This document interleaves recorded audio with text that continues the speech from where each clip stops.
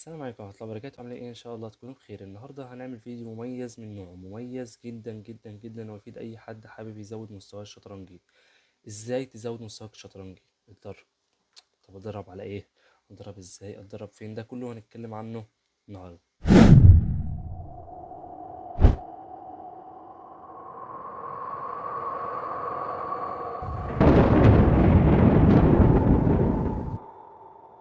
بص، لو انت مالكش اي علاقه بالشطرنج خالص، عايز تتعلم يعني ايه حركات القطع والكلام ده، ممكن تدور على يوتيوب او ممكن تخش على موقع ليتشس. اكتب على جوجل ليتشس دوت اورج، هيطلع لك تك على كلمه ليرن واختار منها تشيس بيزكس. تمام.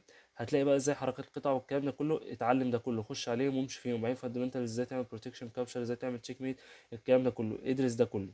ادرس ده كله وبعدين ايه، كمل. اعمل، هيقول لك اعمل اكونت لو انت مش عارف في اكونت. او بعدين سيبك بقى من كل ده، انت اتعلمت الاساسيات خلاص، عرفت ازاي تحرك القطع صح. تعالى لي بقى انا اقول لك تعمل ايه بعد كده. الفيديو ما فيهوش ماتشات دلوقتي، ما فيهوش نقلات قويه، ما فيهوش بازلز، ما فيهوش اي حاجه. انا بس بتكلم معاك، هعرفك تعمل ايه. ممكن يكون ممل بالنسبه لبعض، بس هو بالنسبه لبعض هيبقى مفيد جدا جدا جدا جدا اكتر مما تتخيل. الشطرنج عندنا بيتقسم فيه الماتش لثلاث اجزاء. تمام، ثلاث اجزاء لازم تكون عارفهم زي اسمك يعني. اوبننج، ميدل جيم، اند جيم. تمام. اكيد كلنا عارفين الحاجات دي او اغلبنا يعني. تمام.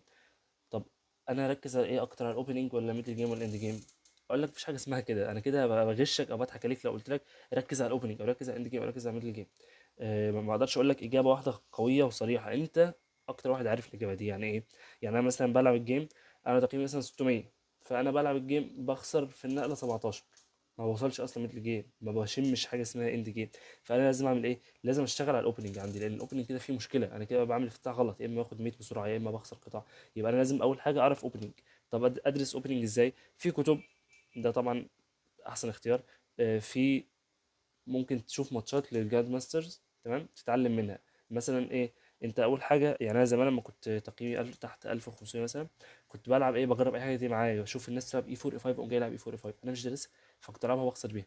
بعدين لقيت واحد صاحبي كده كان تقييمه بتاع 1800، كان وقتها بالنسبه لي ايه ده، ما شاء الله انت جامد، عايز ابقى زيك. فكنت اشوفه بيلعب كده سيستم معين، بيلعب بيبدا انجلش، بس هو ما بيلعبش انجلش، كان بيلعب سي 4 كده وبيلعب معاها آه، او سي، ايوه سي 4، وبيلعب معاها دي 4، وبيلعب معاها اي 4، وبعدين يطلع النايت من هنا والبيشوب من هنا. كان بيعمل سيستم كده هو اللي مخترعه غالبا، او يعني ما بشوفوش خالص، ما بتلعبش خالص، فاهم. لعبته فتره، لعبت لاندا سيستم فتره، لعبت لعبت حاجات كتير جدا، لعبت كينجز انديان اتاك، لعبت ايه تاني بالابيض، لعبت دي 4 كوينز جامبت، لعبت حاجات كتير جدا بالابيض. اكتر حاجه ارتحت لها ولقيتها مناسبه لشخصيتي ومناسبه لطبيعتي وافكاري وكده، ومثلا ايه، افكار الميدل جيم بلاقيها مناسبه معايا. تمام. كانت هي كينجز انديان اتاك. هل ده يبقى مناسب بالنسبه لك؟ مش شرط، ممكن او ممكن لا. فانت لازم تجرب افتتاحات كتيره جدا لحد ما ترتاح مع افتتاح معين. خلاص انا دلوقتي لقيت افتتاح معين بلعبه بالابيض، اعمل ايه؟ ثبته. ما تلعبش افتتاحات غيره، ثبت ده بس. هتلعب ماتش هتخسر، خش حل الماتش، شوف كان البيست موف ايه، شوف افتح داتابيز، افتح مثلا تشيس بيز او على لي تشيس عادي او تشيس كوم، شوف الداتابيز، شوف الجيم ماسترز بيلعبوها ايه، بيلعبوا النقله ديت ايه، لو تلعب لهم اونلاين ده، طب ازاي بيدافعوا عن الحاجه الفلانيه، وهكذا. اقعد فصص الافتتاح بتاعك، اتخصص في افتتاح معين بس. طول ما انت تحت ال 2000 مثلا، ما تلعبش غير افتتاح واحد بالابيض. تمام. هتقول لي بالاسود بقى العب ايه، اختار ازاي، هقعد برضه اجرب كل الدفاعات؟ لا، اقول لك حاجه حلوه يعني، تريكايه كده. لو انت مثلا بتلعب، انا بلعب كينجز اندر اتاك، ففي الناس بتلعب كينجز اندر اتاك مين؟ عندك فيشر، عندك برضو دكتور باسم امين. تمام. شوف اللعيب اللي بيلعب نفس افتتاحك بالابيض، شوف افتتاحه بالاسود، لان غالبا هتلاقيه بيلعب نفس الاسلوب. فغالبا اللي بتلاقيه لاعب نفس افتتاحك بالابيض هتلاقي افتتاحه بالاسود نافع معاك، الا لو افتتاح فيه حفظ ياما. وبرضه في الاول بيبدا بحاجات ما فيهاش حفظ. يعني مثلا كينجز اندر اتاك ده انا بلعبه من وانا مثلا 1700 1600، انا وصلت 2400 ومكمل فيه، يعني 2450 مثلا ولسه مكمل فيه. بس ايه الفرق؟ انا بطور افكاره، انا بفهم استراتيجي اكتر، بفهم افكار الميدل جيم، افكار الاند جيم، ببقى عارف انا هعمل ايه، ببقى عارف كل رد على كل نقله ايه. مع الوقت بتلاقي نفسك بقيت خلاص، انت بقيت اكسبيرت في الاوبننج بتاعك ده. تمام تمام. بالاسود قلت لك احفظ رد على اي 4، احفظ رد على دي 4. تمام. انا بلعب ايه؟ بلعب على اي 4 بلعب كاروكان، وبلعب على الدي 4 بلعب كينجز ان ديفنس. برضه ناكامورا فنان في كينجز ان ديفنس، اتعلمت منه كتير طبعا، شفت ادواره وشفت له ستريمز، شفت له فيديوز وهو بيعلمها. دور هتلاقي في كونتنت اصلا على اليوتيوب، هتلاقي في كونتنت تعليم اوبننج كتير، سواء عربي او اجنبي، بالذات اجنبي فيه اكتر يعني. تمام. ده الاوبننج، خلاص خلصت منه. ما هوش اكتر حاجه مهمه بالنسبه للناس ساعه 2000. ايه؟ انت قاعد تركن الصبح، اقول لك مش اكتر حاجه مهمه. احفظ افتح ثبته، هلعب لاندا سيستم يا عم، انا حافظ اول خمس نقلات وخلاص، فكمل انا من دماغي. فاهم؟ المهم بقى بعد كده ايه؟ تفهم ميدل جيم. ميدل جيم ده عباره عن جزئين اتنين. طب بتقول لي انهم فيهم اهم؟ اقول لك طب اعرفهم الاول، انت عرفتهم. تعرفهم يعني، ماشي يا عم. تاكتكس واستراتيجي، تمام. الاستراتيجي تعرفها ازاي؟ مش هتعرف يعني التاكتكس تتدرب على بازلز وتحل كتير الغاز وكده، وهتلاقي، او مثلا تشوف استراتيجيز معموله، بس دي مش مفيده قوي. حل البازلز، تمام. خش على تشيس حل بازلز، خش على تشيس كوم حل بازلز، تمام. ولكن بازلز ايه، ما تقعدش تجرب بقى انا العب بولتكس مون، لا ده غلط، اوف خلاص هلعب بقى ايه الكوين هنا مهدي كشمال، لا لا لا. اقعد حل وفكر في البازل 5 دقايق، انت كده هتتطور وتتعلم. ابدا بالحاجات المهمه، الحاجات اللي هي ايه اجباريه اكتر، يعني ايه تشيكس كابتشرز ثريدز. يعني ايه؟ يعني انت اول حاجه في كشش الملك، مفيش كش، طب اعمل ايه بعد كده؟ هعمل مثلا ايه كابتشرز، في قطعه تاكلها كلها. ثريدز بعد كده التهديدات، دي اخر حاجه. فانت بتمشي بالحاجات الاجباريه فالاقل اجباريه فالاقل، وهكذا. تمام. دايما فكر في النهايات اللي هي ايه، انت تقول مش هعرف اكل بيشوب تيكس بون لان في وزير حامي. طب لو كلته ايه اللي هيحصل؟ دايما فتح دماغك الحته دي، تلاقي نفسك بتحل بازل سيام. واحد ضحى لك تحيه تقول اوف ده مضحي لي بالحصان. طب انا لو قبلت التحيه ايه اللي هيحصل؟ هتلاقي نفسك بتحل بازل سيام ومستواك التكتيكي بيرفع. انت لو حليت تاكتكس بس هتوصل 1700 مرتاح. لان مشكله الناس اللي تحت 1500 مثلا ان هم بينسوا قطعه، بيبقى في تشيك ميت قدامهم ما يشوفوهاش. فانت لازم تعرف تدافع حلو، تعرف تهاجم حلو، دي التاكتكس. الاستراتيجي بقى تفهمه منين؟ هقول لك حاجه من اتنين. يا اما بقى لو انت شخص دحيح وعندك استعداديه وقدره وقوه وعزيمه وكده، طبعا لازم طول ما انت ماشي في الشطرنج لازم يبقى عندك صبر جدا، لان انت هتشوف بلاوي بالذات في الاونلاين ده. ماشي. وبرضه لازم تنام كويس وتظبط نومك وتظبط اكلك وكده. ولو عندك بطوله ما تلعبش قبلها كتير بوليت، العب يعني ظبط دماغك على نظام البطوله اللي انت تلعبها، تمام. في بطوله قريبه هنلعبها بقى اعمل لكم فيديو عن الحوار ده، تمام.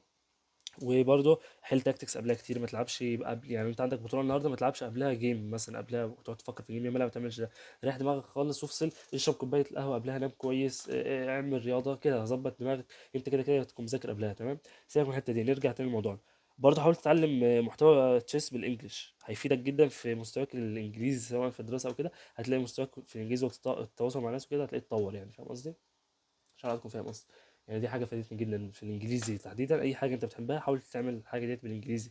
يعني أنا مثلا بحب أسمع كورة مثلا، اسمع الكورة بالإنجليزي، اسمع ناس بتعلق عن الكورة بالإنجليزي أو بتتكلم عن الكورة بالإنجليزي، هتلقط مع الوقت. فالشطرنج نفس الحوار برضه، حاول تسمع ناس أجانب برضه. لو ما فهمتش قوي يبقى عادي ارجع. أهم حاجة اعمل سبسكرايب في القناة. المهم نكمل. الاستراتيجي تعرفها منين؟ لو أنت دحيح ادرس كلاسيكس، ادرس كلاسيكيات الشطرنج.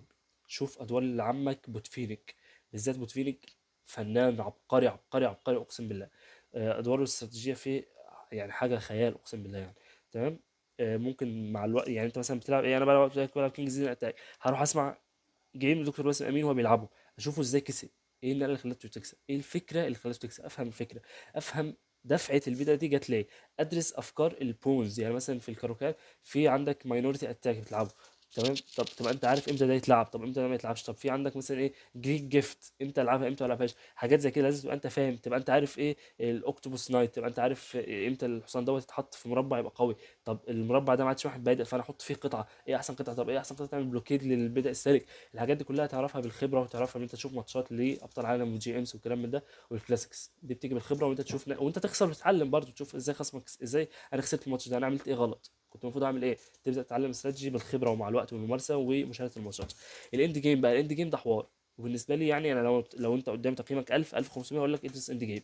ده اكتر حاجه تقدر تبذل فيها مجهود وهتلاقي ده مردود لك. ليه؟ لان انت ممكن تكون كسبان الماتش ومعاك خلاص، انت خلصت معاك وزير وملك قدامك مش عارف تموت. لازم تتعلم الاساسيات ازاي تموت. بعدين انت مثلا معاك رخ وبيضه والنهايه ديت مكسوبه، فانت مش عارف ان هي مكسوبه فخلصتها تعادل، او هي مكسوبه وانت عارف ان هي مكسوبه ما عرفتش تكسب، فانت تعمل ايه؟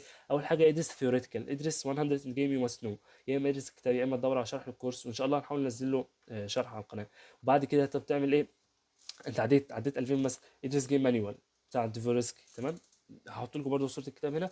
حاجه خيال يعني بجد. ادرس بعد ما تخلص النهايات الثيوريتيكال. طب ادرس ايه في الثيوريتيكال؟ ابدا اول حاجه بنهايه البونز، لان انت لو هتدرس مثلا نهايه قلاع دي اكتر حاجه بتتكرر نهايه القلاع، بس انت مثلا خسرت قلعه في قلعه، تبقى عارف انت لو خسرت تكسب ولا لا. فانت لازم تبقى عارف النهايه بتاعت البون، تبقى عارف المربع، الحاجات الاساسيه دي. طب في الروكس اند جيمز تبقى عارف اللوسينا، تبقى عارف الدور، الحاجات دي كلها تبقى عارفها يعني، فاهم؟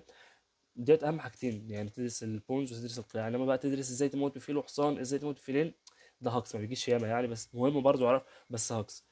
انا خلصت اغلب اللي عندي ان شاء الله. يعني اهم حاجه الاستمراريه في الشطرنج، اهم حاجه الصبر والمداومه، وانت دايما حابب تتعلم وحابب تبقى افضل، ودايما يبقى عندك روح رياضيه، ما تبقاش مثلا ايه من الناس اللي بيقرفونا على النت دولت، فاهم؟ بس ده كان فيديو النهارده. لو حابين ممكن اعمل لكم سلسله كده، اخد بايدك لحد ما توصل ليفل 2000، اعرفك اوبننج ابيض، اتنين اوبننج اسود، دفاع يعني على الاي 4، دفاع على الدي 4، اعرفك نحل تاكتكس سوا بالليفل دوت لحد ما نوصل ليفل 2000 في التاكتكس مثلا باكونت جديد او كده، افهمك استراتيجي نلعب ادوار، اقول لك ليه لعبت ديت ليه ما لعبتش ديت وهكذا. وشغلت سلسله سبيد ران ممكن تتفرج عليها، هتفيدك برضه في الحوار ده. طول ما انت مثلا ايه بلعب لحد 2000، فلو انا بلعب لحد 1800 وانت 1800 هتشوف انا ازاي كسبت، طب انا ازاي خسرت، هتستفيد طبعا 100%، هتستفيد من الحوار ده. تمام. ممكن برضو اشرح لكم اند جيم واحد اند جيم مصنوع، لا لا، اشرح لكم براكتيكال اند جيمز. تمام. ده كان فيديو النهارده. عارف ان انا طولت عليك ورغيت ياما، بس والله الكلام ده مفيد، هتعرف قيمته بعدين لو مشيت عليه واحده واحده. اهم حاجه انت لعبت جيم حلله، ما تسكبش الجيم وتلعب اللي بعده، سيبك من البوليت، سيبك من البوليتس. انا لعيب بوليت، ولكن ده بعد فتره توصل للحته دي. وبرضه لما يبقى عندي بطوله رابط، بطوله مثلا كلاسيك، ما بلعبش بوليت. تمام. بركز على الحاجه اللي انا رايح العبها عشان دماغي تتسيستم عليها.